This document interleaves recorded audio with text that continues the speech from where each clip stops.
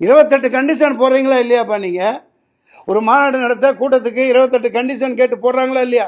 எந்த கட்சிக்காவது போட்டாங்களா? எந்த கட்சிக்காவது போட்டாங்களா இது வரைக்கும்? அதே மாதிரி 28,000 போலீஸ் 2,000 போலீஸ் அங்கே நிற்கணும்ல, அதே முட்டுச்சந்தையில் கொடுத்துருக்கீங்க. என்ன மாதிரி ஆள் அங்கே இருந்திருந்தான்னு வைங்க, அந்த இடத்துல நான் இருந்திருந்தான் நடந்திருக்கிறதே வேற. 99 இப்படி தான் நான் நின்று தேனியில் பயங்கர கலவரத்தை உண்டாக்குனாங்க. ஜீப்பை கவுத்து விட்டாங்க, கரும்பு காட்டுக்கு தீ வச்சுட்டாங்க.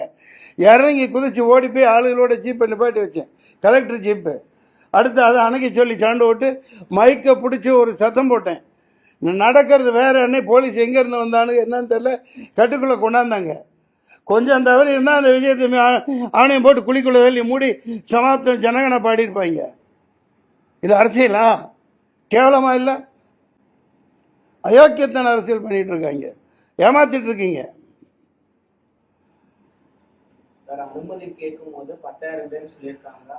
என்ன நீ கொச்ச பச்சை குழந்தைத்தனமா 10,000 பேர் அப்படித்தான் சொல்லுவாங்க. 20,000 பேர் சொன்னா உங்களுக்கு பர்மிஷன் கிடையாதுன்றான். போலீஸை பத்தி தெரியாதா? போலீஸ்காரங்க நல்லவங்க. அவங்க என்ன செய்வாங்க, மேலே என்ன ஆர்டரோ என்ன உத்தரவோ அதுபடி அவங்க நடந்துக்குவாங்க. அவ்வளோதான் அவங்களால முடியும். அனுமதி கேட்கல 10,000 பேர் வருவாங்கன்னு அப்படி தான் கொடுக்கணும். அவங்க அப்படி தான் நடைமுறை. அவன் 10 பேர் அந்த கூட்டத்துக்கெல்லாம் வரமாட்டாங்க. எல்லாம் பிரியாணி போட்டணும், சாராயம் 100 ரூபா 200 ரூபா காசு, இதை கூப்பிட்டு கூட்டம் போடுவான். அவனுக்கு பொட்டல் வெளியில் நல்லா 10 கிலோமீட்டரில் இடம் கொடுப்பீங்க.